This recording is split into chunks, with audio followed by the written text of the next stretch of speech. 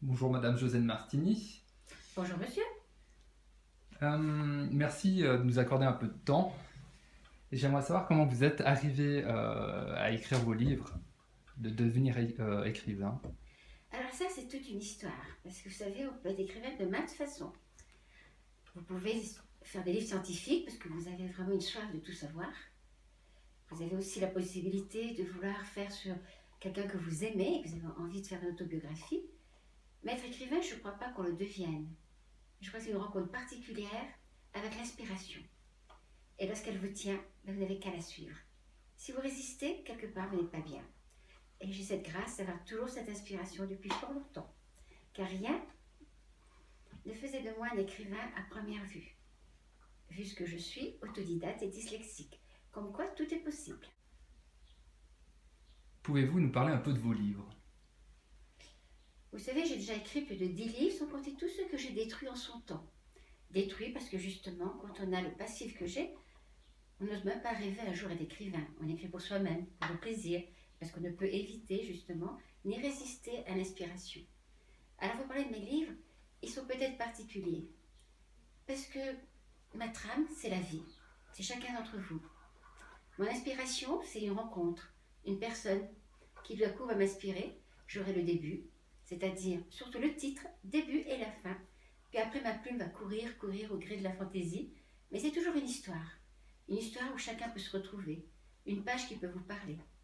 Leur but, c'est de mettre l'espérance, à travers un roman, au cœur de tout tumulte. Vous savez, si on n'a pas d'espérance, on n'avance pas.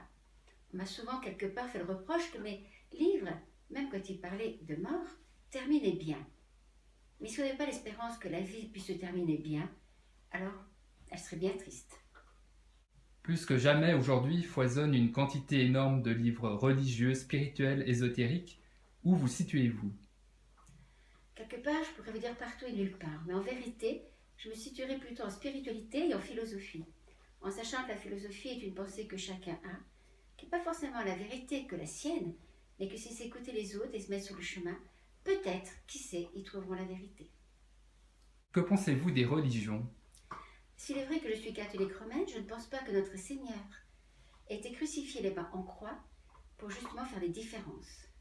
Toute religion, lorsqu'elle est bonne, lorsqu'elle apporte du bien, lorsqu'elle respecte l'autre, n'est peut-être pas à dénigrer, mais peut-être espérer qu'un jour on puisse tous être un. Et de la famille et de l'éducation? La famille, hélas, je crains qu'elle se perde un peu aujourd'hui. À cause d'une pensée qui a circulé dans le monde, elle a fait de ses enfants des dieux, excusez-moi de ce terme, en toujours leur demandant depuis tout petit que veux-tu faire, que veux-tu mettre, que veux-tu manger.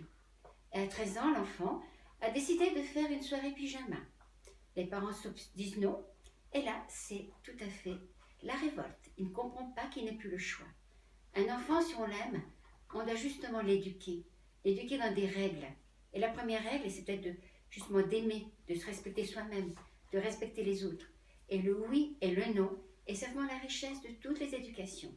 Quant à la famille, il faudrait qu'elle réagisse un petit peu et se rende compte de tout l'impact qu'elle peut avoir en ce monde. Car si les familles retrouvaient leurs vraies valeurs, sachez que je pense que le monde pourrait commencer à changer. Encore une question.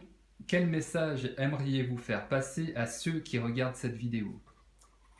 Je crois que le plus grand message que j'aimerais pouvoir passer, je ne dis pas que vous l'écoutiez et que vous le suiviez, mais c'est une espérance. J'ai justement l'espérance d'un monde meilleur, où les mots seront porteurs de vie et pas de malheur.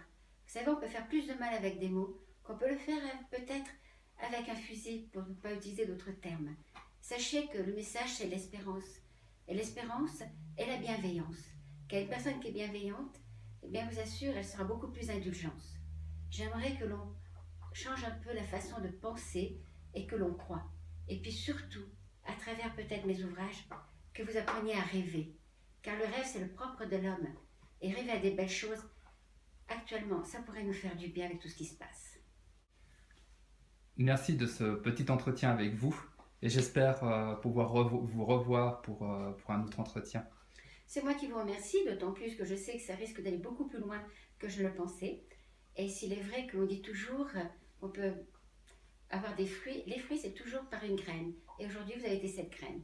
J'espère vous en serez remercié.